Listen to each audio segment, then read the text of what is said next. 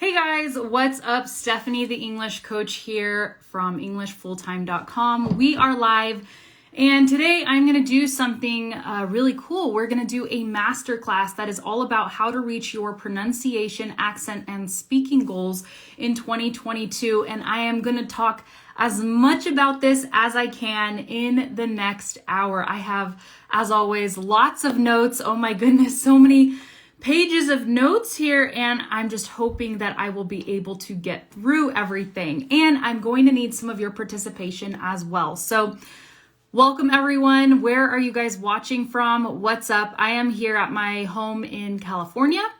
And yeah, I've been waiting to do this live, basically preparing for it, getting ready. Okay, so we're gonna jump right into it, okay? The first thing that we need to talk about is if we're going to talk about how to reach your pronunciation, accent, and speaking goals, we actually need to talk about what those goals are. You need to actually have goals. So I have a question for you right now, okay? What are your goals? When it comes to pronunciation, accent, speaking in English, okay? And I really want you to focus on how you sound, right? The sounds that come out of your mouth, the way you hear yourself, the way you speak. Okay, don't necessarily focus so much on fluency, grammar, and all that other stuff, vocabulary, because that's not what we're focusing on today. Today, we're just focusing on your pronunciation, your accent, okay, and how you sound, your speaking goals, okay? So what are some of your goals? I already know a lot of the goals you guys have because I've asked before, I've sent out surveys, and, it's really insightful to hear what you guys have to say, okay? So let's see if we get any answers rolling in. You gotta be quick, type those answers on your phone. Okay, so while I'm waiting for the list of goals to come in, I'm gonna share with you guys the top 2 goals that I've heard. Okay, yeah, you're speaking quickly. That's because I have so much to share. The top 2 goals that students tell me they have is 1, I want to speak clearly and confidently, okay? Boom, that's it, okay? Raise your hand if that is your goal, okay? Say me in the comments if that is your goal. I really just want to speak clearly. I want people to understand me when I speak, and I want to feel confident when I speak, feel good when I speak, okay? So that's one goal. There's like 2 camps, okay? That's the first camp. The second camp is, yeah, I want to speak clearly and confidently, but I also want to speak like a native speaker. I want to sound like a native speaker. I don't want to have a thick, heavy accent. I don't want people to, hear my voice and be like, oh yeah, that's a French speaker. That person's from Spain. That person's from Mexico. That person's from China, right? You don't want people to hear the way that you talk and then automatically be able to detect where you're from, what your native language is, etc. It's like you want to blend in a little bit more, okay? So first of all, I'm going to say right up front, I have no problem with either of those goals. I think they're both good goals, and it's really personal. Goal setting is always such a personal thing, and it's reflective of what you want. And I'm not here to tell you your goal is bad or you shouldn't be focusing on that.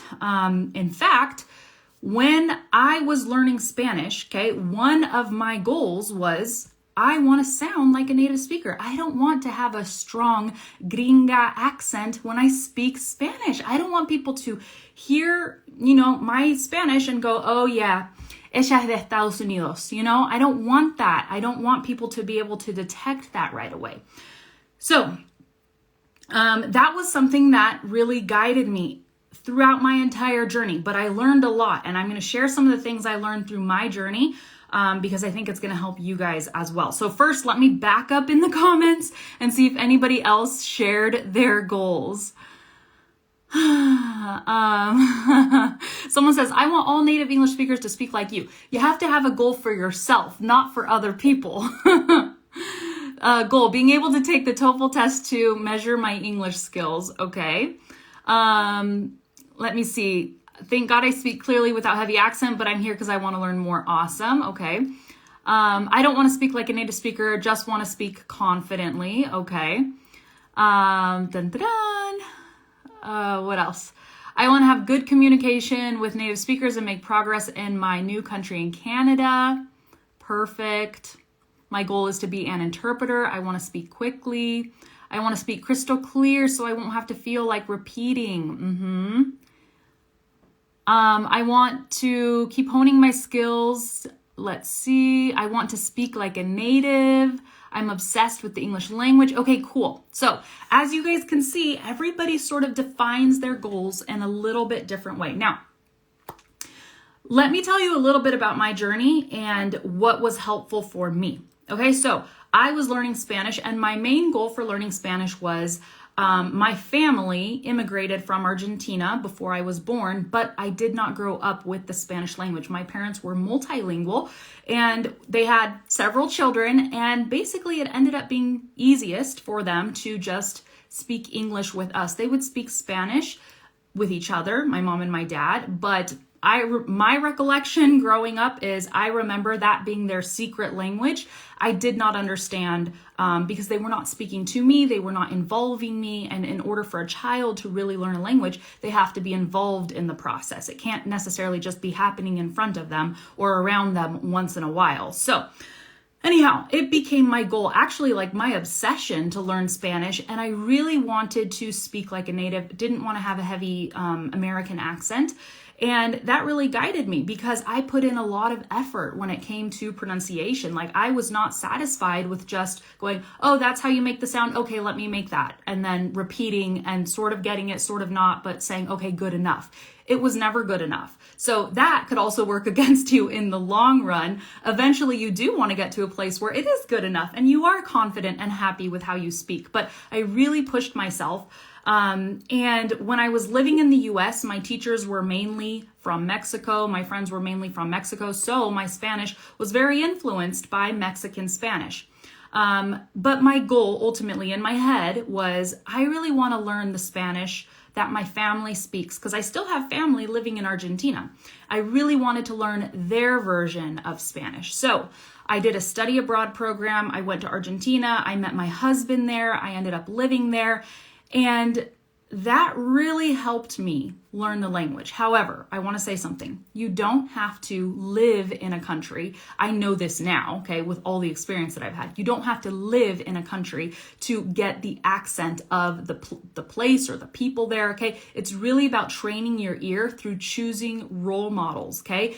And we'll talk more about this later. But basically, I was not listening to and imitating every single person in Argentina because it's a country like any other country, and there are so many different ways of speaking, so many different accents, different groups of people that identify different ways and sort of speak and express themselves in different ways, okay? What I did was I focused on imitating 3 people who all spoke the same way, and that was my husband, okay, my mother-in-law, and another person that I knew there that I really liked the way that she spoke, okay? So I chose 3 people. They all spoke very similarly. I did not choose to imitate my father-in-law because he had a completely sort of different way of speaking that was unclear. It actually took me years to learn how to understand the way that he spoke. So I chose people to be my role models who were native speakers, who spoke very clearly, who were expressive, and who had a nice sounding voice. Okay, so all those criteria, that is what I chose. And I actually chose it without realizing it. I can look back and say, oh, that's what I was looking for. That's what I did. But as I was doing it, I didn't realize it. It was happening subconsciously. Basically, I would hear people and subconsciously I would be like, yeah, I don't really like the way that person sounds. I don't want to sound like that, so I wouldn't imitate them. So why am I telling you this? Because it can be really helpful for you to guide you as you are learning, as you are improving, okay? Let me ask you a question. Who is your role model when it comes to English? Who are you imitating? Because if you're just imitating everybody, if you're watching movies, imitating everybody, learning British pronunciation and Australian and American, no wonder you're struggling. No wonder it's taking forever for you to reach your goals because it's too much. There's too much information there. And let me give you an example. I realize I'm jumping all over my notes from I'm not going in order, and this happens every single time, but it's okay. We'll comb back through it and then I'll say the things that I didn't say. But anyways, here's one example. In American English, right? You might do a course where you learn general American English and they include all the sounds that you might come across in the English language in the US. Well, guess what? Do I use all the sounds in, quote, American English? No, I do not. In fact, there are 48 sounds that I use, and there are sounds that are not included, okay? I will give you an example. When I say the word father, I say it like that. I say father, father, okay? When some people say it, they might say father, father, okay? So the sound, the vowel sound there is slightly different. I say father, they might say father, father, okay? It's like a higher sound, okay? Another example, this one might be a little bit more clear. Daughter. This rhymes with father, father, daughter, okay? Father, daughter. Some people say daughter, daughter, okay? Very common. That is a part of American English, very common. My daughter went to school the other day. My daughter, okay, daughter. And look at my lips. Look how they're rounding. Daughter, daughter, okay? Do I use that sound? I don't. I know how to make that sound. I can recognize it when I hear it, but that's not a sound that I use, okay? So father and daughter, okay, those are two sounds that you could actually eliminate when you're learning American English, and it will make the whole process a lot less complicated, right? By having less sounds to learn, okay? So, but this is what I'm talking about when I'm saying choose your role models. And another tip that I have that we'll talk more about later is learning all the sounds within a specific subset of English. Because if you try to learn all the sounds, okay, there are so many different variations of just vowel sounds from even within the United States. Okay, even within the United States. We don't even have to talk about Irish English and British English and Australian English because those are very obviously, clearly different Englishes, okay? But even within the US, did you know that there's different ways of speaking, different ways of sounding? This is why it's so important. If you do want to sound like a native, you have to choose, okay, who you want to sound like, what kind of a native, okay? What, like, where from? Because you might really be attracted to the way that they speak in a certain city, a certain region, or maybe you hang out with a certain group of friends and that group of people all speak a certain way. And you're like, you know what? I love the way they speak. I want to sound like that. Or maybe your boyfriend or your girlfriend, your husband or your wife is a native English speaker. And you're like, you know what? Perfect. I live at home with my role model and you can just imitate them. Or maybe you actually don't really like the way your husband speaks because he speaks so cerrado, right? So closed that you're like, it's hard to understand him sometimes.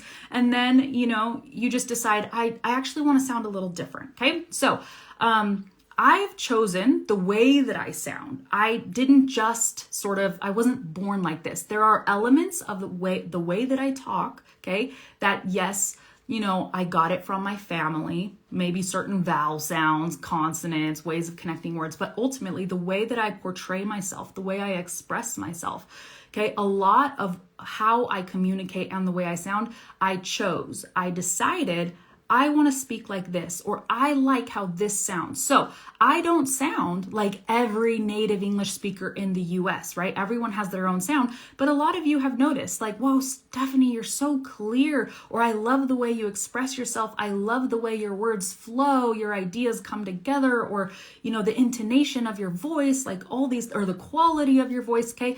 Right? So I want you to know that this was done by design, all right? I chose this. And a lot of it happened subconsciously and a lot of it happened consciously. As I started working with English learners, and especially when I started developing my Accent Freedom program, which we'll talk more about later, that's when I really started becoming aware of what am I doing and why am I doing it and why did I choose this, okay? So anyways, yes, very important. Let's scroll back up in my notes. Let's see what I covered. And actually, let's see what you guys are saying in the comments. There are 26 letters and 44 sounds in the English alphabet. Okay, I use 48 sounds, so it depends. My level is upper intermediate. How can I be successful in TOEFL exam? Okay, well, we aren't going to talk about the TOEFL today. Sorry about that. Okay, so let's go back to if your goal is to speak like a native. I want to talk about this for a little bit. First of all, that's what I did. It was very helpful because it gave me structure and it gave me a standard, right? I could listen and imitate, okay? If you don't have that, if you don't have a role model, then who are you imitating, right? Then how are you gonna know when you've achieved the sound that you want to achieve, right? So here's what I have to say about that. This is a comparison using the word like or as. I want to speak like a native. I want to sound like a native. It is simply a simile, okay? And that is a comparison. You're saying, I want to sound like that. That doesn't necessarily mean that people will think you are a native. And we'll talk more about that in a second, because that was one of my big issues. I got hung up, okay? I got stuck on this idea of passing like a native. And that is not something that I really recommend, because, if you learn a language as an adult or acquire a new accent as an adult, it's like at some point, somewhere in the conversation, even if you have really good high level, your accent might slip out, your foreign accent, or you might say something grammatically incorrectly that make people go, oh, hey, you're not a native, right? And people are curious and they might ask you about it, right? So I don't believe in hiding who we are. You don't have to hide anything about who you are, where you're from, or anything like that, right? You just want to enjoy the sound of your own voice. Like that should be your goal. You want to like the way that you speak. You want to enjoy the sound of your voice. You want to feel free when you talk. And it's a journey, right? And you're going to keep improving.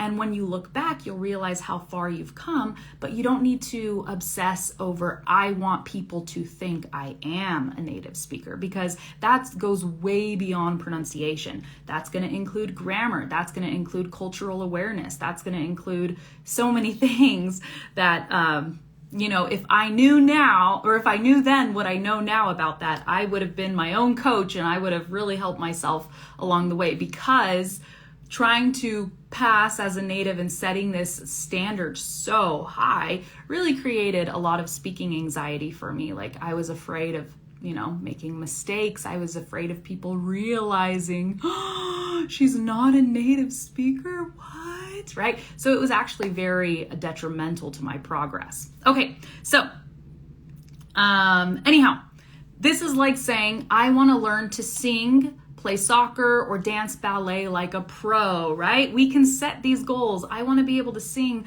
play soccer, dance ballet like a pro. But then you can even narrow it down a little bit more. I want to sing like Beyonce. I want to paint like Pablo Picasso. I want to write like Mark Twain. What does this mean? This means that these people inspire you. Their way of singing, their way of painting, their way of writing, all of this is inspirational, right? And so what do you do as a student? You study, you imitate, right? You study, you imitate to really learn what they're doing and be able to do it as well. But here's the key, okay? And this is very important.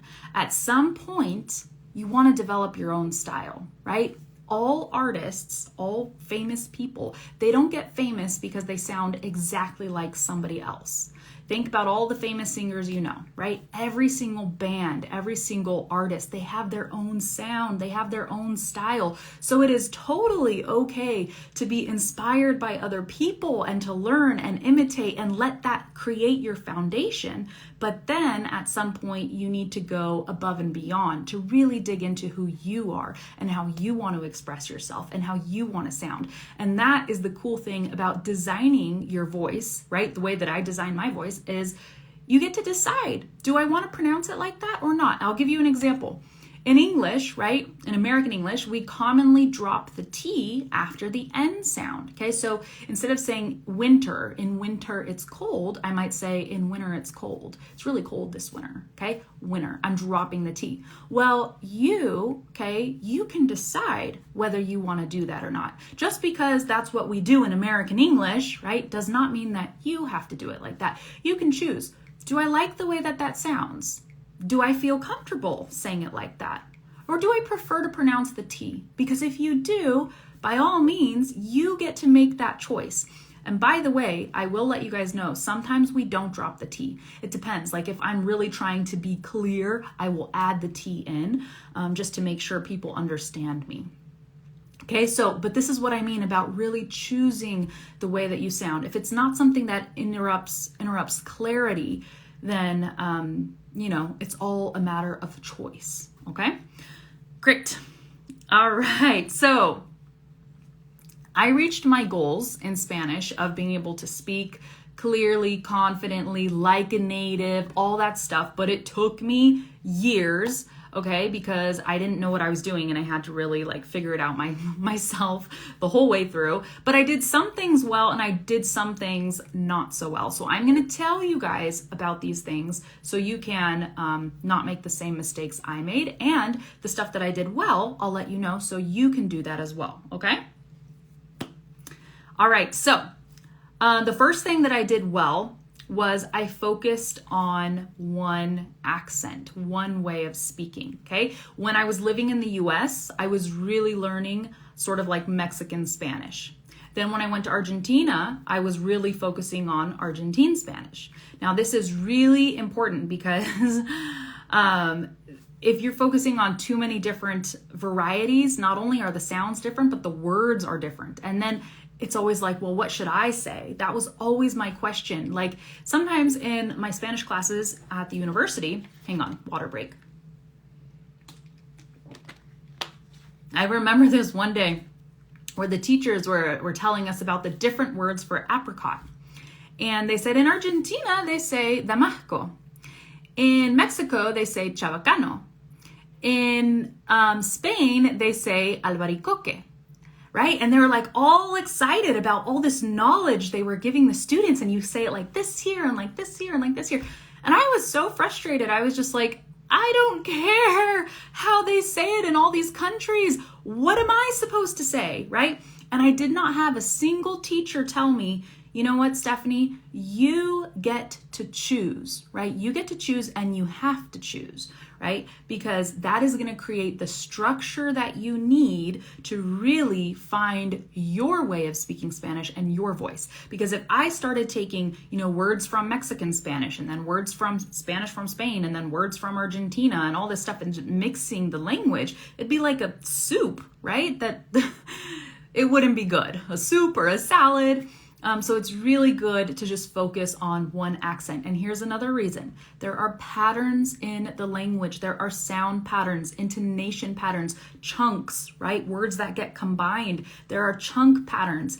And if you focus on one variety, you're going to start picking up those patterns like subconsciously. You won't even realize it. It'll be fast. It'll be a lot easier than really putting in all that effort, right? So focus on one accent. The next thing that I did really well was I drilled sounds. If there was a sound that was difficult for me, that incentivized me and motivated me to just keep drilling it and practicing it until I got it. There was no such thing as, oh, I can't make that sound. I can't roll my R. I can't do that. I can't do that. I never had that attitude. I never had that mindset, and I never allowed myself to be okay with not being able to, right? I always had to learn. And this is how we achieve. If you're just like, oh, you know what, the TH is just too hard for me, or I really can't do the American R, or I can't, you never will, right? So you can't have that attitude. You have to have the attitude of, I'm gonna figure out all the sounds that I really, truly struggle with, and I'm gonna drill those sounds until I get them. And then drilling sounds is going to help you make the sound, but then incorporating that sound into your speech so you use it correctly, that's also difficult, right? So you need to make a conscious effort. You need to be aware, you need to be trying, and you cannot let yourself get away with it. Like, this is something where, you know, a lot of times students, they want feedback from a teacher. They want a teacher to tell them every little mistake they're making. You can actually be your own teacher in many ways if you would just hold yourself accountable, okay? The TH is an example. You know that the word the has a TH. They, them, this, that. Okay, those are some of the most common words in the English language. We use them all the time. So when you're speaking, are you saying this, that, they, right? Because that's incorrect. That's not how you should be saying it. And it's unclear. So all you have to do is put your tongue right there between your teeth. I know you know how to do this, right? And it's just a matter of, oh, but Stephanie, it feels awkward. We don't have this sound in my native language. And those are the kind of things where it's like, we just have to get over it, right? We just have to get over it and say, I'm going to drill it enough times to the point where it sounds and feels natural. It doesn't sound and feel natural if you have not drilled it enough. Okay, but once you have, you will get to a point. It's muscle memory, it's repetition. You will get to a point where it feels good. And I want to say, you don't have to practice lists with hundreds of words, like to get the TH sound or the R sound. If you still struggle to make it, choose one word. Choose one word and drill that word, okay? That has the sound. I'll give you an example. When I went to Argentina, okay, some of you may have heard this story before. There's a word in Spanish, estás, okay? And that's how a lot of people say it, just like that, estás, okay? But in Argentina, they don't really pronounce that S very strong, right? They say estás, estás. And I remember that was so hard. First of all, I didn't understand what was happening in the mouth. I was like, what is it? What is it? What is it? What's going on? What are they doing? And in my mind, there was supposed to be an S there. So I kept putting my tongue in the S position, thinking that if I just try it again, somehow the sound will come out. Well, what I learned is that you don't put your tongue there, okay, to make that sound. It's a completely different sound. So you do something totally different with your tongue. And I learned all of this through observation. I did not have a teacher telling me, okay, Stephanie, now put your tongue here and now do this and now do that and do that. Okay, it's very helpful to have somebody that can teach all that stuff to you, but I didn't have anybody. So I had to just observe people's mouths and look very closely so that I could get the sounds. Now, obviously, yes, it probably would have saved me some time if somebody could show me exactly what I was doing wrong and, be able to see. So drill sounds, just choose one word for the sound that you struggle with, work on that, and then make sure you start incorporating that new sound into your actual speech, okay? And then the last thing that I want to say that I did very well was I put in the effort. I cried. I cared and I tried. My mind just combined those two words, cared and tried. I was going to say cried. No, I did not cry. Actually, maybe I did once in a while. No, I don't remember, but I put in the effort. I really cared about how I sounded and I tried. And I believe that that is like a recipe for success. If you put in the effort, if you care about how you sound, if you try, you will make progress. It's impossible not to make progress. I've actually never seen somebody really care about how they sound and then work really hard and not make any progress. I've never seen that in my life. So what does that tell you? That tells you that if you care a lot and if you put in the effort, you will make progress, okay? And that is something we can just like hang our hat on and woohoo, yes, that's exciting, right? Because it's a recipe for success. Just follow the recipe. Okay, what I didn't do well, ready? Probably like most of you, or not most of you, sorry, many of you, I was terrified of making mistakes, absolutely terrified, to the point where I wouldn't join conversations. I would avoid answering phone calls. I would avoid making phone calls. I would not want to go hang out with people when they invited me because I'm like, oh, I'm going to have to speak Spanish. I'm going to make mistakes. Okay. If I could go back and like shake that girl that I was and be like, stop, you need to make mistakes. This is how you learn. And if you just get over that whole mindset and really embrace it, you're going to learn a lot faster and you're going to have so much more fun.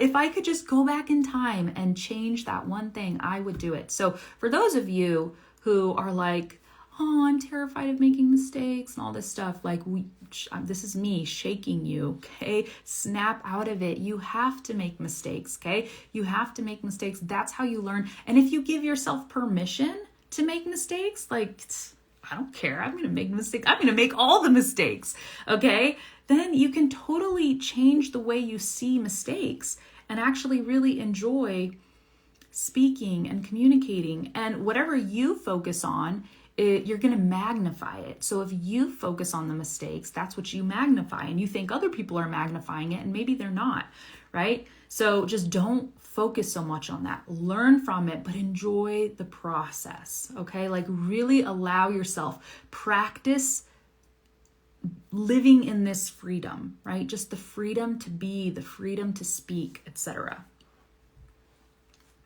Okay. Next. And we talked about this. The other thing that I didn't do well was I focused too much on, oops, my computer just screen went blank. Okay. I focused too much on passing as a native rather than self-expression, right? I was so focused on imitating, on copying, okay? And that, like I said, that is fantastic in the beginning to set the foundation. But at some point you need to transfer over, right? And really start exploring yourself, your own self-expression, how you want to sound. So now, when I speak Spanish, sometimes I probably sound less native-like than I did a few years ago. Because a few years ago, I was like, I have to sound this way. It was contrived. It was like not fully me. And now I'm like, you know what? I love the Argentinian accent, and that is the foundation for how I speak. And it inspires me. But now I'll say my Spanish is like in Argentine inspired. Your English can be American inspired English. It doesn't have to be, I need to pass. I need people to think I'm a native English speaker. That doesn't have to be, right? You can just be like, I love the American accent. That's what I study. That's what I imitate. I try to speak like that. But then again, at the end of the day, really focus on your self-expression, how you want to sound, speak, the sounds you want to use. Because again, there might be some sounds that you're just like, you know what? I know Stephanie says I should say it like that, but I actually don't like it. Or not that I say you should say it like that, but this is how I say it, right?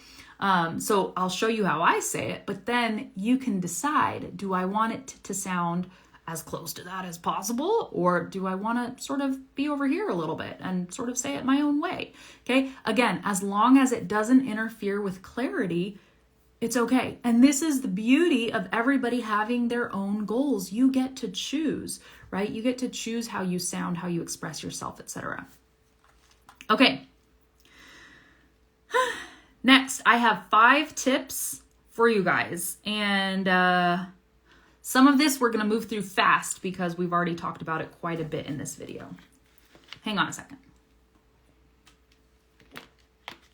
Is this helpful so far, you guys? Please let me know. It's been like a month since I've gone live, so I'm like, whew.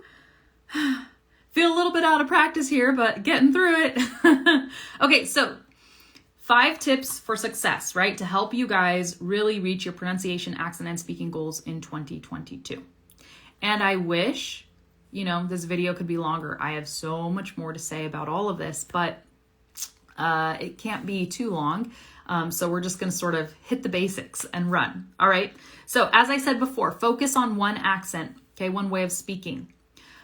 This way you limit what you need to learn. This goes back to the father-daughter or father-daughter, examples, right? When you focus on something very specific, you're actually closing off everything else so you don't have to learn so much. It's easier.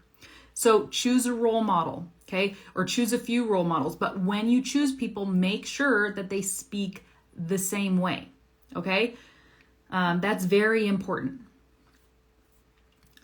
Because that is what will help you create a standard for yourself that you can focus on and emulate. Next, very, very important, you guys. I know we're talking about pronunciation and accent, and you think this has to do all with speaking and your mouth and your tongue and all that. It has a lot to do with your ears, okay? With how you hear the sounds, how you perceive the sounds. So you need to train your ears. This is fundamental, okay? So important. You have to be able to hear the differences between words. For example, if you cannot hear the difference between daughter and father, okay, that's not good. You want to be able to get to a point where you could hear the difference. Or I'll give you an easier example. Easier for some, easier for me, I guess, because these are sounds within my own sound bank, okay? E and I. These are very common, right? Sheep, ship. If you cannot hear the difference, or man, men, if you cannot hear the difference, you have to train your ears. And you can do this with audio files, just listening again and again and again and again until you really, really get it, okay? I remember when I first started learning French, I was like, oh my gosh, how am I ever gonna learn these vowels? There's so many, they're so similar, and I couldn't hear the difference. And now I'm getting to a point where I'm really starting to be able to hear the difference. And if you can hear it, you'll be able to make it, or you'll be that much closer to being able to make it, okay? So train your ears. This means lots of listening. Now, here, be careful of this, because something that a lot of students do when they shadow, okay, is they hear, they imitate, they hear, they imitate, they hear, they imitate, right? It's like, I say it, now you say it. I say it, now you say it. I say it, now you say it, right? And that can feel like, I don't know, you're kickboxing with your mouth. It can feel like, okay, I'm doing it. But you have to hold your horses. You have to slow down, because if you're not hearing it correctly, you're not going to be imitating it correctly, okay? So it's actually not a matter of going fast, right? And then, repeat, listen, repeat, listen, repeat, listen, repeat, okay? It's a matter of slowing down, actually, really slowing down, listening carefully, and then listening again, and then listening again. Okay, and then turning the volume up so you can really make sure you're hearing it exactly as you should. Okay, you can even slow down videos. This is what I do a lot, and this is really helpful. You can use like a Chrome extension video speed controller, or you can do this directly on YouTube. Or for audio files, hopefully they have like that, you can slow it down. But if you slow it down, not too much, because if you slow it down too much, it'll be like, oh, and it'll distort the sound. You don't want it to get distorted, but you do want to slow it down where you can hear those tiny little things that you tend to miss. Because when it comes to improving your pronunciation, you have to start slowly. You have to break everything apart. You have to start with the building blocks, the original sounds, the sound units, like every single vowel sound, every single consonant sound, and really make sure you get those solid. Because I guarantee if there's 3 that you still can't make at all, and 5 that you only make right half the time, then there's no point in training connected speech and sentences and long words and, studying speeches and all these other things. It's like you have to get the basics. And sometimes the problem with students who are more intermediate to advanced, you understand English. I'm here speaking in English. You're like, I understand you, Stephanie. So you think you're ready for the hard stuff. You want to just jump right into the tough stuff. But it's my job as the coach to back you up and be like, hang on. We need to actually go back to the basics, the fundamentals, and make sure you are getting every single sound unit correct, okay?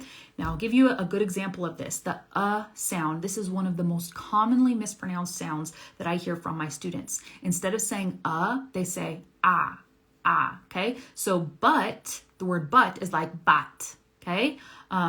Husband is like hasband, okay? Hasband. What are some other words with Under would be under, okay? Do you hear the difference? So that right there, if that's a sound that you cannot do correctly, you really have to drill that sound, and it starts with listening, okay? Don't even worry about making the sound, because you need to hear the sound. Really hear it. Sometimes hear it 1,000 times before your brain finally registers. Because what we're working against here when it comes to pronunciation and accent and changing this stuff is the fact that your brain filters out sounds, okay? This is scientific, it's proven, right? You've been raised around a certain set of sounds your entire life. So hearing new sounds is a struggle, and it does not happen overnight. It does not happen right away. So the beginning of changing your accent or your pronunciation can be really tough and difficult, right? But once you get over that hump, once you're like, oh, I finally don't say love, I can say love. I can say it the way a native speaker says it. I can say it the way it is in English, right? Then it just you just get over the hurdles and you're able to move faster and faster and faster and faster, right? When I went to Argentina, my first year or two was really dedicated to listening, hearing how people spoke, really internalizing the intonation patterns that I would hear over and over and over again. And what else? Yeah, just listening and imitating, but really listening. And then finally, I started incorporating all of that stuff, okay? So, train your ears, lots of listening, and remember to choose your role model and to focus on that, because if you're just like, okay, I'm watching a movie, I'm listening to English. Well, the actors in the movie, what kind of English are they speaking with? Is that how you want to speak? Is that how you want to sound? Because remember, everyone really speaks very differently. So don't think that that's adequate pronunciation sort of listening practice. In fact, I would say that it's not. I would say that you'd be better off listening to a podcast from the same person, listening to all their episodes, getting that person's voice stuck in your head, okay? Or watching their YouTube videos or watching their training, whatever it is, so you can really get those sounds and those patterns stuck in your head, okay? So yeah, listen carefully, listen a lot, and then start repeating, okay? So again, remember what I said before, the whole listen, repeat, listen, repeat, listen, repeat, listen, repeat, okay? That will feel like an amazing kickboxing English workout for your mouth, but it will not necessarily change the way you sound. If you're not slowing down, okay, identifying really what you struggle with, listening carefully, getting those sounds in your head to the point where you can recognize them as a new sound, as a different sound, and then making it, okay? So again, slowing it down, not to the point where the learning is boring, that's not what I'm saying, but just to the point where you're really able to focus and hear, okay? Cool.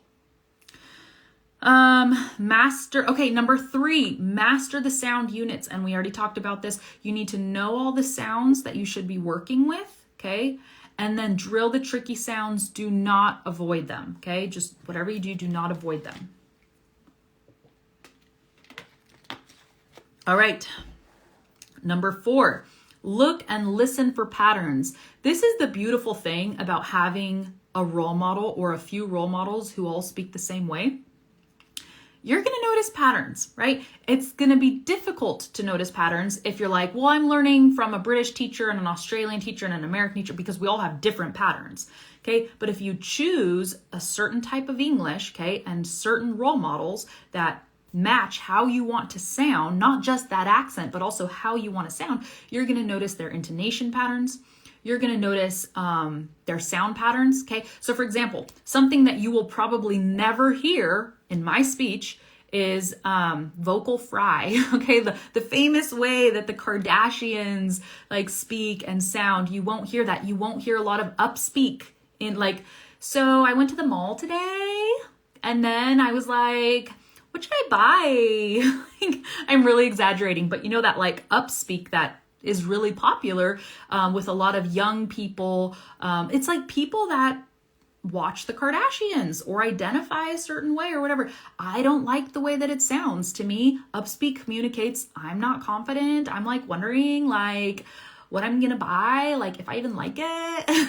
So I don't like that way of speaking. And vocal fry, I don't like that either because it's not smooth. And to me, it communicates like I really don't care like enough to even put effort into like how I speak. So I'm just gonna relax. Like it doesn't match my personality, but maybe it matches your personality. You get to have your own goals. Isn't that awesome, right? So again, the Kardashians and the way they speak, man, they've made a multi-billion, I'm sure, dollar, like not industry, but just they got it going on, right? We can't say that they don't, but it doesn't mean that we have to sound like that if we don't want to. This is the beauty of choosing how you want to sound. And hopefully you guys know what I'm talking about when I say upspeak, vocal fry. I tried to demonstrate. It's hard because it's just not something I use all the time. So anyways, but you will notice patterns And this is also what I mean, like the Kardashians live here in California, so do I, but we don't sound the same. So at the end of the day, okay, and this is something we're going to do in my course in module 4, which is all about designing your voice, is we're really going to look into your personality, okay?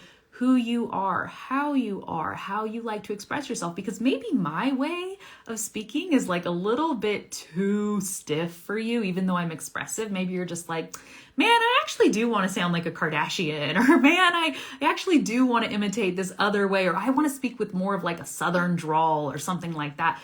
Totally fine, right? But at the end of the day, you have to design, okay, or you get to, it's a choice. You can design your way of speaking.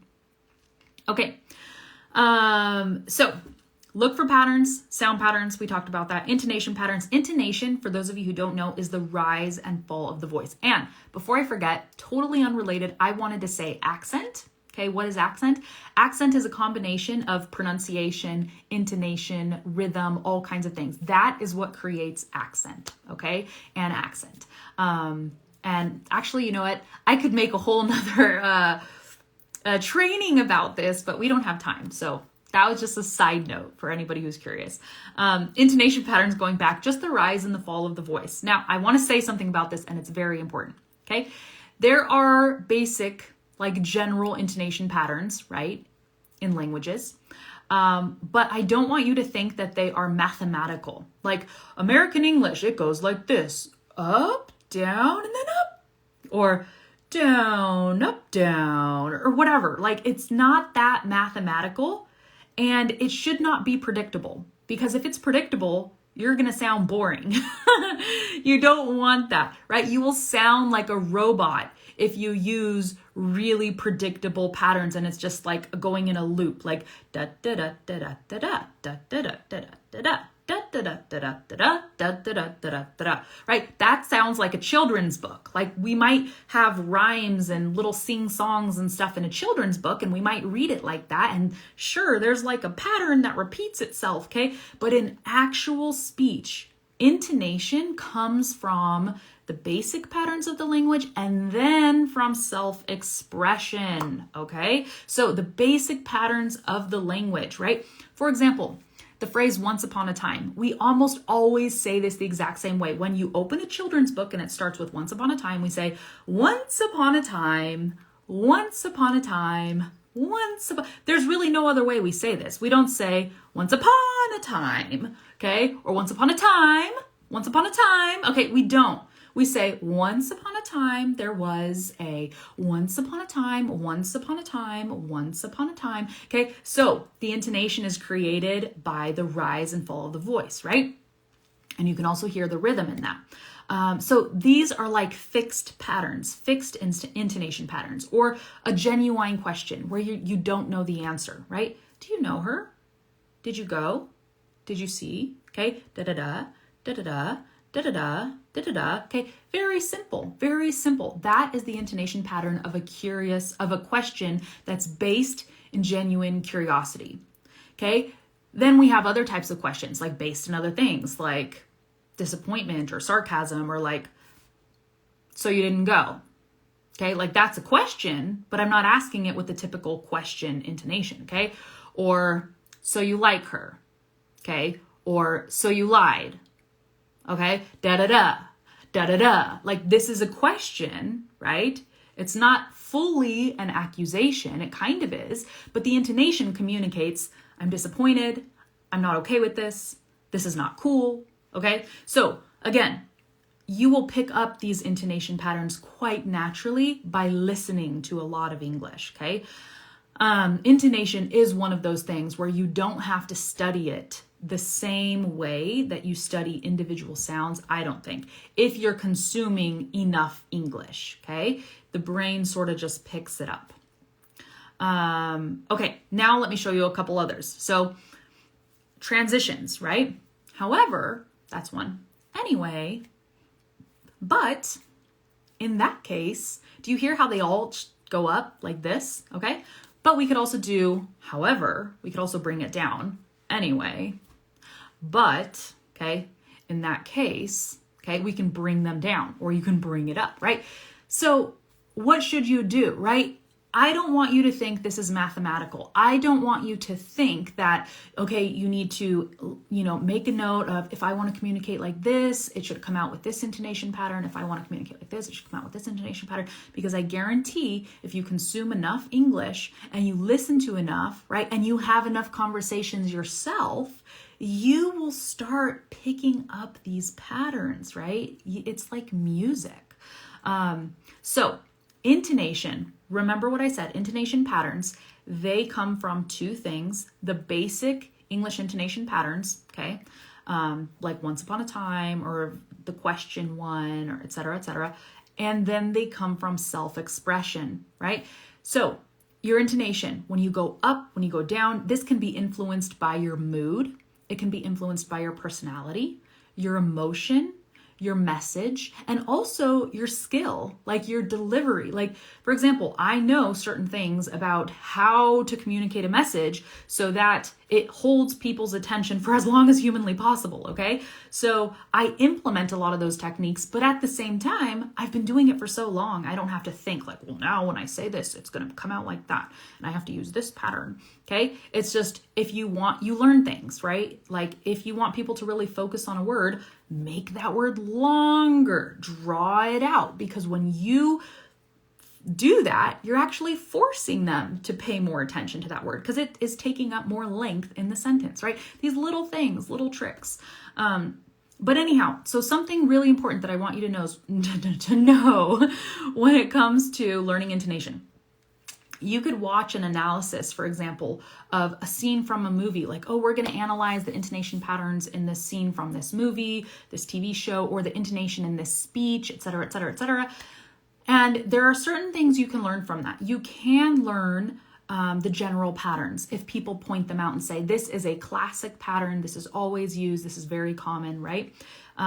But you have to remember that a lot of what you're seeing is the result of self-expression. It's the result of someone actually being passionate or actually really feeling the message that they're saying and acting it out, if it's a movie or a TV show, or if they're presenting on stage, really conveying the message from the core of their being. That really is going to influence the intonation. Okay, so again, I don't want you to think intonation is mathematical. It is something that is like music. There is infinite, songs that we could create with the notes that exist, with the instruments that exist, right? And your voice is like an instrument, okay? And it can go up and down in intonation. There's infinite possibilities of how you can communicate and use your intonation, okay? And something I really want to encourage you to do is don't get stuck on always you trying to use the intonation patterns of native English speakers and always trying to sound exactly and pass as a native, right? Because you might be able to bring some intonation patterns from your native language that are pretty fun, pretty cool, like that we don't have in English. That would be nice to hear, interesting to hear. Okay. Again, the rule is as long as it doesn't interfere with clarity, okay, you're good to go. Okay. So I have one more tip. I thought I was done. Nope. Okay. Last thing. And will you save this live? Yes, I will.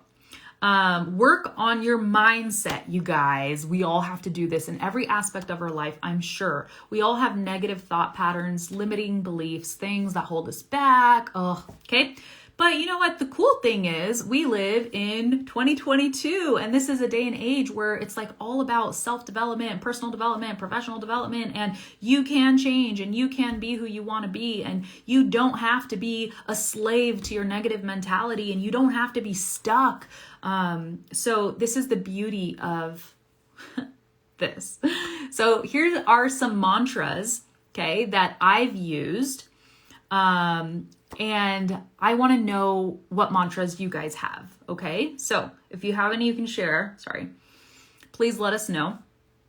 Okay. So one of my mantras is, if other people have done it, so can I. Okay. I do not hold anybody in this world like on a pedestal, like, wow, they're so much more capable than me. I'm looking in the camera and I see something on my lip. Sorry.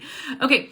So yeah, this is a really positive mindset because it places me in a position of power. If other people have done this, then I can do it. All I need to do is figure out how they did it, and I need to work hard and I need to try. It doesn't mean I will achieve exactly what they achieved, but I will definitely be on a trajectory to success, I believe. This has been my mindset for years, and it has taken me very far in my own personal life. Okay, so if other people have done it, so can I. Nobody's better, nobody's smarter. Okay, we all have brains. Okay, we all have, it's just a matter, seriously, of like how you think, what you require of yourself, okay? Some people require more of themselves, other people don't. So a lot of it, that will depend on what you achieve or don't achieve, et cetera, okay? Another sort of like mantra that I have is I am smart, determined, and capable. I don't believe for a second that I'm incapable. I don't believe for a second that I'm dumb.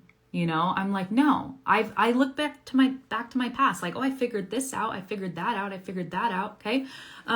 Now I think growing up, like I chose to have positive mindsets, if you will, from a very young age. And I do believe that the mind and the brain is something that we sharpen. And the more you work on this, the sharper it gets, the better it gets. So for some of you, maybe you've never really thought about how your thoughts affect your life and your results and what you achieve and your abilities. And this might be totally new for you. So you actually might not be in, a spot anywhere near where I am or where other people are. And so you may have more work to do. And that's okay, because at some point, it's like awareness is power. Once you become aware of something, you can take control of it and get the results that you are looking for. Okay. So I don't know if you guys shared, let's look here and see. All have brains, some have higher IQ or better skill sets. Yes, IQ can play into it, but I don't think I have the highest IQ, okay? In fact, there are some things where it's just hilarious. Like I cannot figure out some of the most basic things, and so I have to ask my husband for help. And you know what? This is actually another positive mindset thing. Know your limitations. Know what you're good at. Know your strengths, know your weaknesses, and don't be embarrassed by your weaknesses. So I know that my brain, there are certain problems that I struggle to solve, like basic everyday things that other people have no problem. I get overwhelmed and I'm like, I don't know how to do it. I don't know how to do it, right? But instead of getting angry and defeated, I'm just like, I look for help. That's my resource. I ask my husband, hey, can you help me with this? Can you show me how to do this? Can you do this? Because I can't figure it out. So sure, my brain is very intelligent and smart in certain things, and I can figure that out, and I can create courses that'll help thousands of students, and change their lives. But then I struggle with certain other things that are like really, really basic. So know your strengths, know your weaknesses, and don't be ashamed that you're not good at certain things. Like, oh my gosh, like you're human. Whoa, big deal. Sorry. Okay. What else?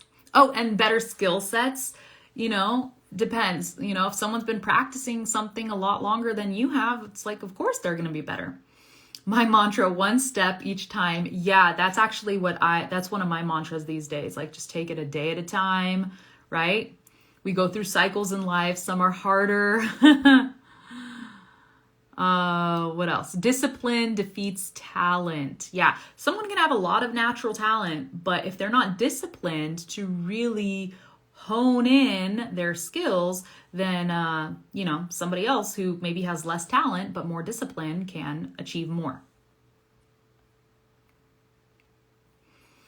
Okay. Cool. So, we've been doing this now for a whole hour. Woo! I think, you guys, it is time for me to tell you about my new program, Accent Freedom, for whoever is interested in joining. But let me have some water first. Oh my goodness.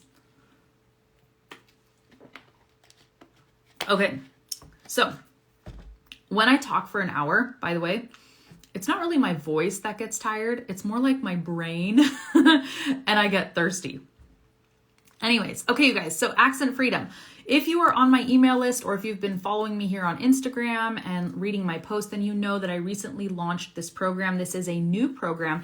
It is the first time ever that I am offering this program, and this program has been in the works, okay, since 2018. So basically in 2018, a lot of students were saying, Stephanie, I love the way you speak. I want to learn to sound like you. I want to improve my pronunciation, reduce my accent, like all these things.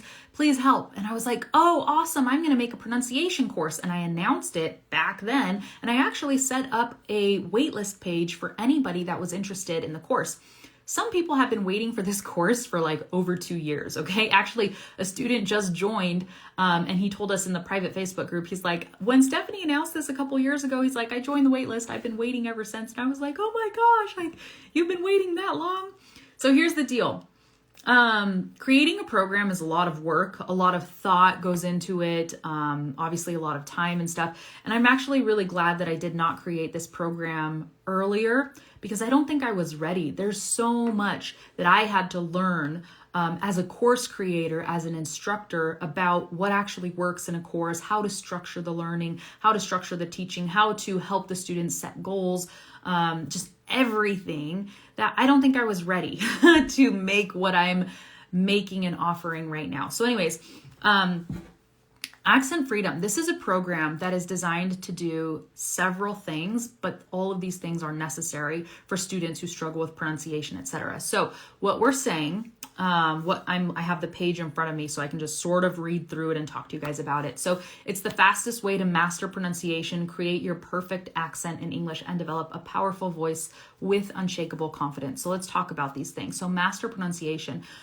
We're going to go through every single sound in this course, okay, in depth, but not in a way where it's like it takes hours and hours and hours and hours and hours and hours and hours of your time to learn it, because actually the information is pretty quick. I can get through it pretty quickly. I have spent the last 2 years analyzing my accent, my speech, my pronunciation, and breaking it down entirely. So when you learn pronunciation in this course, you're not learning general American English or anything like that, or just general English. You're actually learning based on everything that you hear me speak and say, because remember we talked about it being important to have a role model. I'm going to give you a role model in this course. I will be your role model.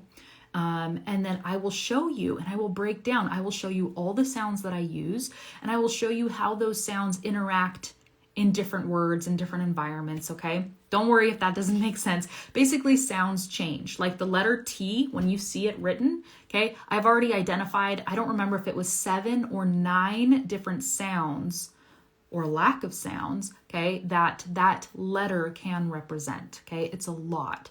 So we're gonna go over stuff like that. I'm gonna point everything out so you don't have to use your observation skills the way I did in Argentina. Remember, that took me years. I really had to observe, pay close attention, and I'm also a very highly analytical person, so it came quite naturally to me. But maybe you're not that analytical. Maybe for you, it would be helpful for somebody to point everything out and just say, look, here's how it is, okay?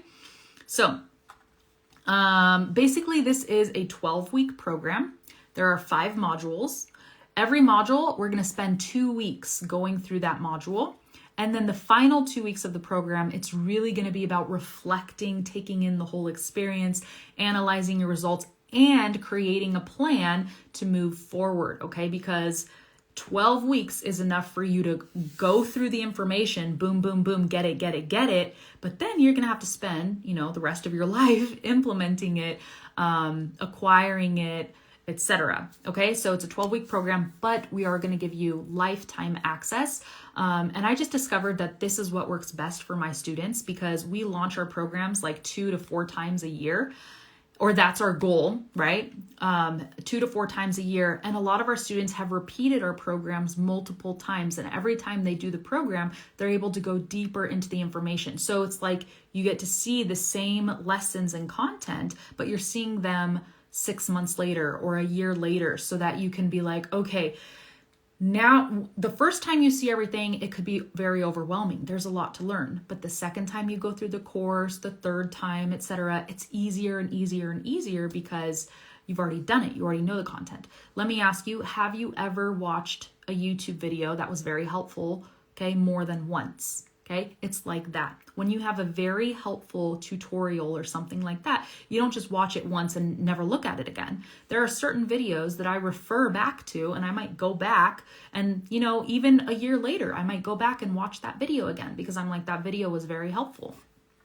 Okay, so 12 weeks, lifetime access, 5 modules. Now I'm going to go through what are in all the modules, okay? So the first module is the path to success. And for the first 2 weeks of the program, I'm going to break down everything that you need to know to really practice your pronunciation in an effective way. So we're going to go over the strategies, the mindset you need, and most importantly, okay, the sounds, okay? This is the module where I will break down every single sound and really go into it and really go deep and really teach you how these sounds change in different words and different places, etc. Okay, so that's the foundation. In module 2, this is called rhythm and clarity. So this is where we're really going to go even deeper, and we're going to go from sound units to words, okay? And we're going to start working on your rhythm, okay? How clear are the words that come out of your mouth? What makes the words clear or unclear? Okay, what are the common mistakes that English learners make? How can we fix these mistakes? Okay, so we're going to work on things like really big words that have 4 syllables, 5 syllables, and how to stress the certain parts of the words and stress them correctly so that they're clear, okay? And so that you have rhythm when you speak, okay? And that you're clear. So rhythm and clarity. Module 1 is about sounds. Module 2 is moving on to words, rhythm and clarity, okay? Then module 3 is going from words to phrases, okay? Phrases and sentences. Module 3 is finding flow. This is all about connected speech, getting really deep into the patterns that you see. If you did my fluent pronunciation challenge, then we talked a little bit about patterns. And in that challenge, I gave you guys a few of the patterns. There are a lot more. So we're going to go really deep into the different patterns and intonation and really acquiring those intonation patterns naturally. Then module 4 is designing your voice. So for the first 3 modules, it's all focused on imitating me, okay? I am your role model. It's like, I want you to listen carefully, repeat, listen, and make it sound like me. It doesn't matter if I say winter or winner or whatever I say, I want you to say, right? Because I'm training you to imitate correctly what you hear, okay? So the first 3 modules are about imitating, really listening, imitating, and learning all the foundation, right? Sounds, words, and phrases, and putting everything together. But then in module 4, we break away from that a little bit. Module 4 is about designing your voice and really thinking about who you are as a person, how you want to express yourself, your personality, okay? I'm going to show you some of my favorite speakers of English, native and non-native, and we're going to talk about how they sound and elements of their voice and how they've designed their way of speaking, because I really want to give you the inspiration you need to realize you could really create anything here. So we're going to talk about how to design your voice, and then you're going to start thinking about it and what elements you want to incorporate, how you want to do it, etc. Then module 5 is stealing the spotlight. And this is all about finally putting yourself out there as an English speaker so you can really truly reach your full vocal potential and your full potential just in general as an English speaker.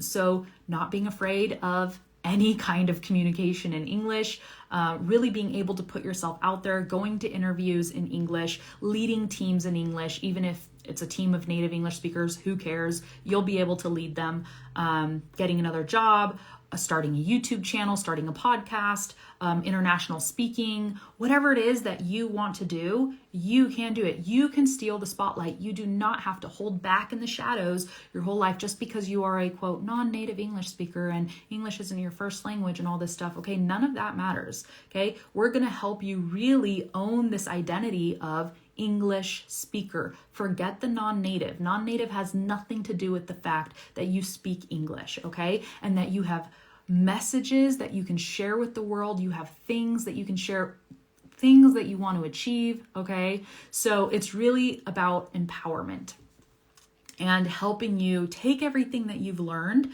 and stealing the spotlight. What else can I say? All right? Not holding back in the shadows. Now, that is just the course, but we also have some really, really amazing bonuses, okay? So the first bonus is the Amazing American Accent Sound Bank. And this is going to be an archive of all the sounds where we go really in depth, like into every single one. So in the course, we're going to go through the sounds, okay? But this sound bank is going to be like reference material for you, where you can go even deeper into the sounds. Because let's say you struggle with just like 5 sounds. I don't want you to have to go through the course material where I'm showing all the sounds necessarily, right? I want you to go directly to what you need to work on. So when we give you feedback like, hey, did you realize you're not pronouncing the TH correctly or whatever, we can send you to this bonus and say, go work on that, okay?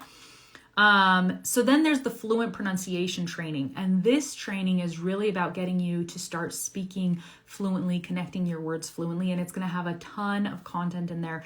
And you're going to get access to it weekly on a weekly basis. But basically it's going to start again with it's going to mimic the course a little bit, starting with the sounds, then going to words, then going to phrases and stuff. But it's really going to train your ear, okay, by giving you hundreds of examples, okay, probably thousands by the time we're done with everything, but all in bite-sized chunks, like 2-minute videos where you listen, right? We're going to have listening, listen to how I say it. Then we're going to have watching, watch how I say it, okay? And then we're going to have repeat audio files where you click play and then it's your turn to say it, okay? So the fluent pronunciation training is going to have a ton of training that's all designed for shadowing, but really getting you to hear things correctly and then be able to imitate correctly.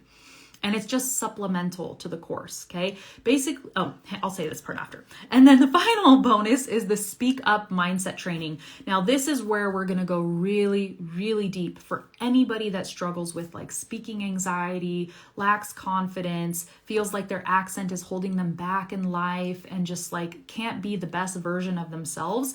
The Speak Up Mindset Training is gonna be for you guys, all right? So basically, here's the way I designed the course. It took me months. I was thinking for months how to put this course together because there's so much information. And honestly, it was overwhelming for me figuring it out, because my goal as a course creator is I want to give you guys all the information, but I don't want it to be overwhelming. I don't want it to be like, oh, and here's 10 hours of video for you to watch this week and 10 hours next week. It's like, who has time for that, right? And I'm very big on teaching things in a structured way, like from beginning and then building it up so that as you progress through the course, you will actually notice your skills improving. So basically, I figured out how to do this with the course. Like I said, the first 3 modules are all about imitation, and it starts with sounds, goes to words, goes to phrases. It's very like, you know? And then it's about designing your voice, okay? We have that transition period. And then it's about really stepping out and owning that voice as an English speaker. So that's the course, like very cut dry, that's it, right? But you're gonna learn, like I said, the sounds, all that stuff. And then the bonuses are gonna go even deeper into all of these things. The Amazing American Accent goes deeper into the sound bank, or all the sounds. The fluent pronunciation goes deeper into like connected speech, listening, imitating, and all that stuff. And then the Speak Up Mindset Training goes even deeper. And basically, I didn't want to make these be part of the actual course because I don't want the actual course to be so overwhelming. But essentially, each one of these bonuses is like a course in and of itself. So it's like getting 4 courses in one. Okay. And later, right now we're offering everything together, but one of my goals is later down the road, I'm going to offer the bonuses just individually. Like if somebody just wants to purchase the fluent pronunciation training as a course, they can get that as a course. But right now we're offering everything together. Oh, and I didn't say this, but the link is in my bio. If you go to my bio, You can click the link, click Accent Freedom, and you will be able to read the full page with all the information. If you have any questions, you can ask. And then finally, this round is very special for several reasons. When I create a course, basically I really work with the students a lot for the first round because I'm taking their feedback, I'm taking their suggestions, and I have all of the content mapped and outlined, but this gives me room to add extra tutorials if people want something, right? So I really get to work closely with the students, and I really get to create not just based on everything that I believe that they need, but also based on their experience as they are going through the course. Okay. So every week there's going to be a live coaching video like this, what we're doing right now. It's going to be 1 hour, and I'm going to be reviewing the student homework. So I spend a few hours going through all the student homework, collecting the feedback. Okay. And then delivering a live video where I talk about the biggest mistakes that I found, okay?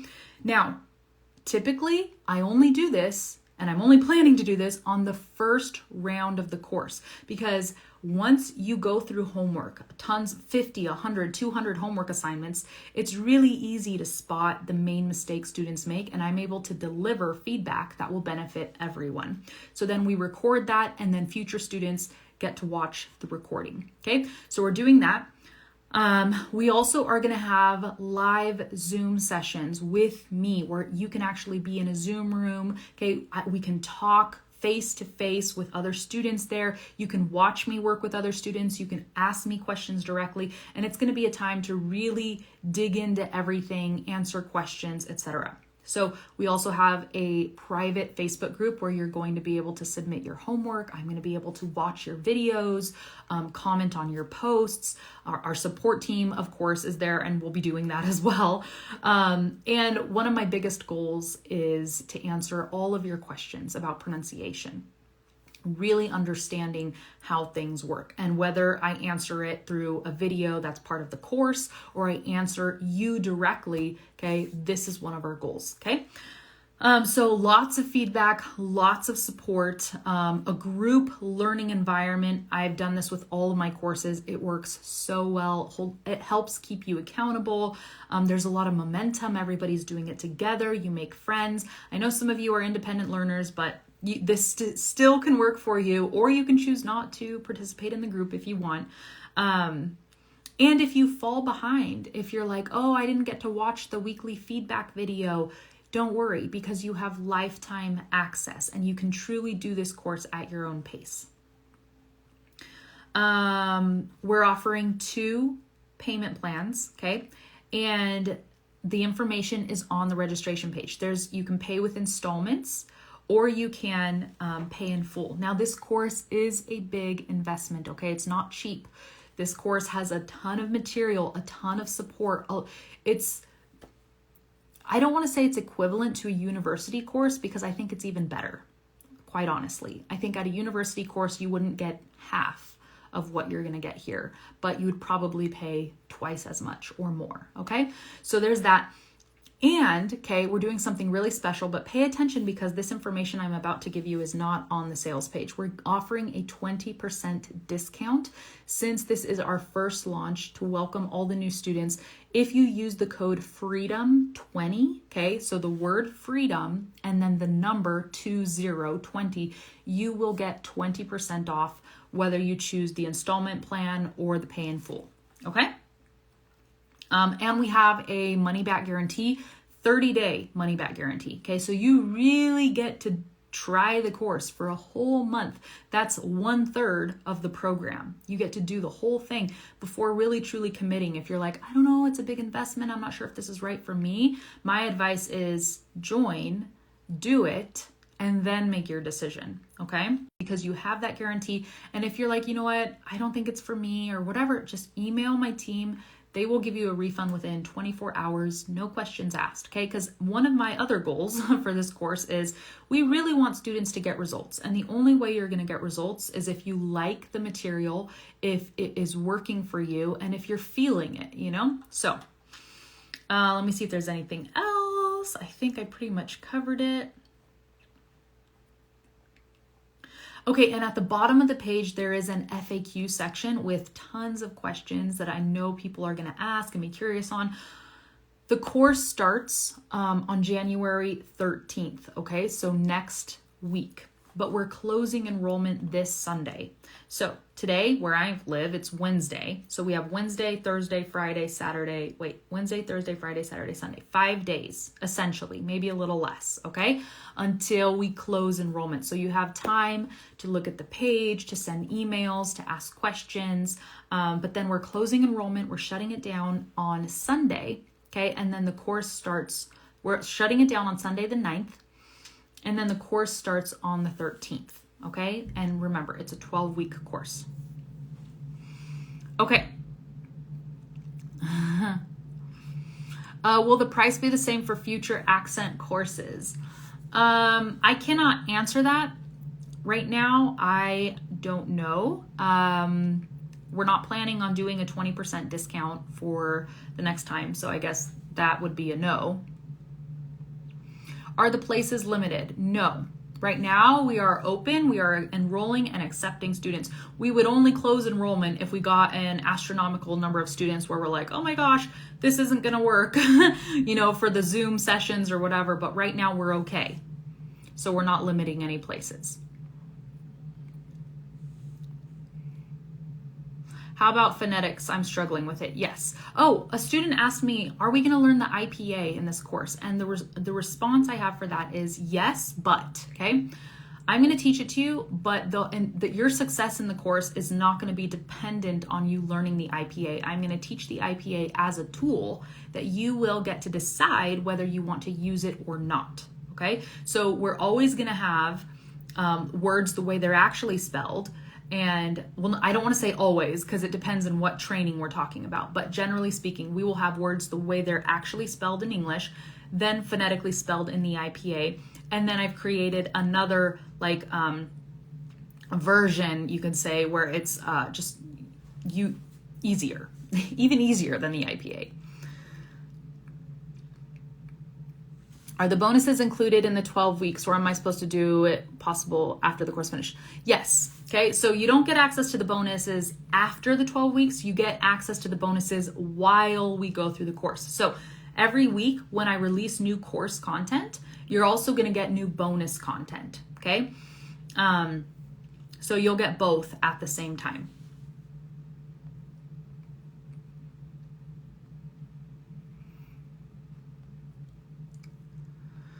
Let me see.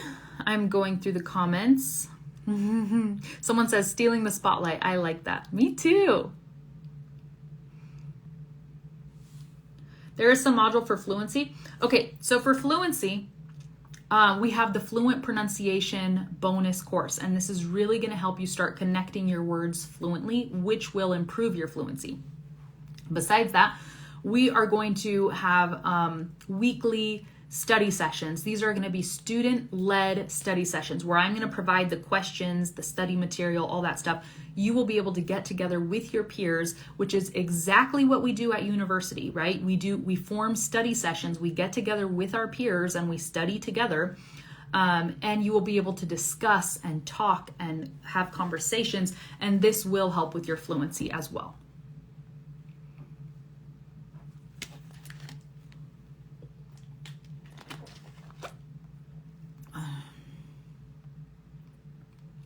Are we going to study 48 sounds? Yes. Yes, I'm going to show all of those sounds in detail with lots of word examples so that it becomes clear.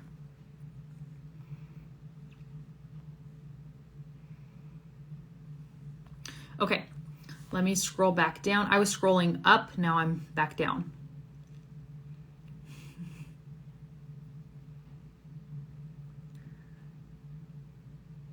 Someone says, how can I join? I can't pay because of the banking sanctions. I don't know what it's like in your country, but what some of our students have done is they've contacted family members maybe that live in other countries, and they've asked for help, and the family members were able to help them, and then they pay them back personally. Of course, you only do that with people you trust. Yeah.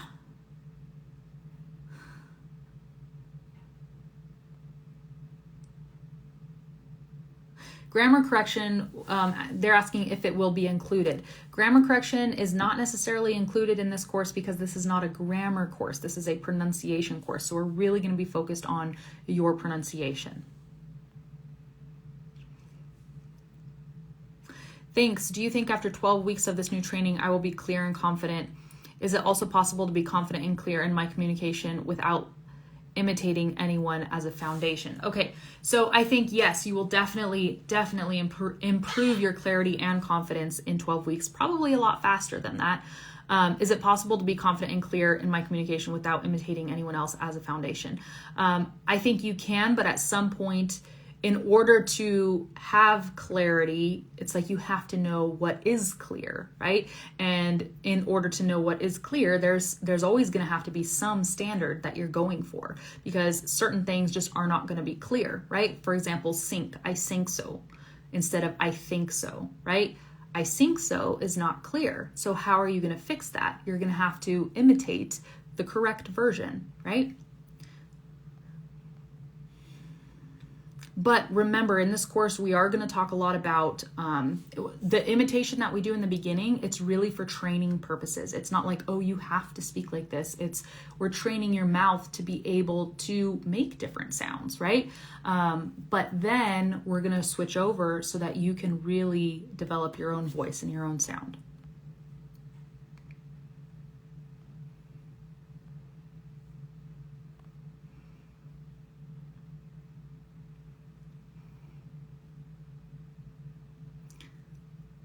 Okay.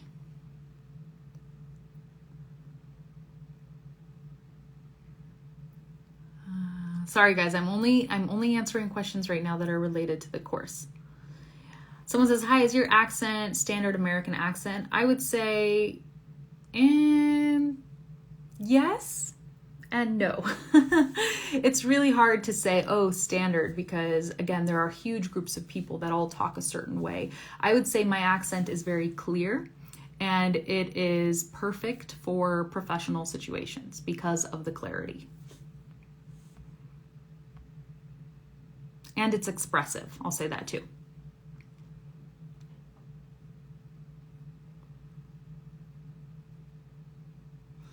Someone says, did you prepare a course book? We use lots of PDFs. I don't know if that's what you mean. I don't have like a textbook, but whenever students are going to need notes or to refer back to something, we always create, what is it called? Yeah, PDFs. For example, we're going to have a PDF that has all the sounds, and there's 10 words for you to practice for each sound. And we have 3 columns, the regular word, the IPA, and then the other version that's even easier to read than the IPA. And then we have everything marked for you, the sound that we're focusing on, the word where it's stressed. We have it underlined or highlighted. So we have all of that, and that's a huge document. So there's that. There's going to be other documents as well.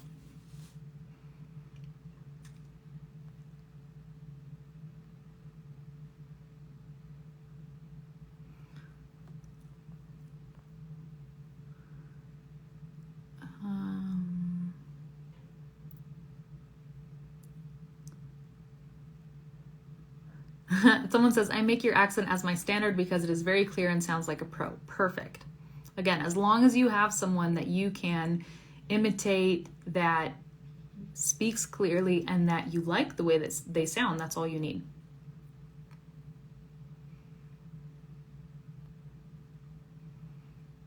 Okay.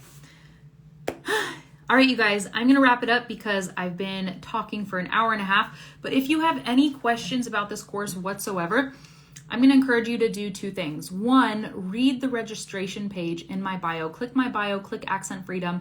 Read the registration page from top to bottom, like everything. And then if you still have questions and you're like, oh, I just don't know, send me an email, okay? I will respond to you personally. If I can't get to it, my team can always get to it, but usually I try to respond to as many of these as I can. I really want to answer your questions. Remember, we close enrollment this Sunday on the 9th. The course starts on the 13th. And you can use the code FREEDOM20 to get 20% off at the checkout, okay? FREEDOM20. All right, you guys, it's been awesome hanging out, and I'll talk to you later, okay? We'll talk soon. Bye.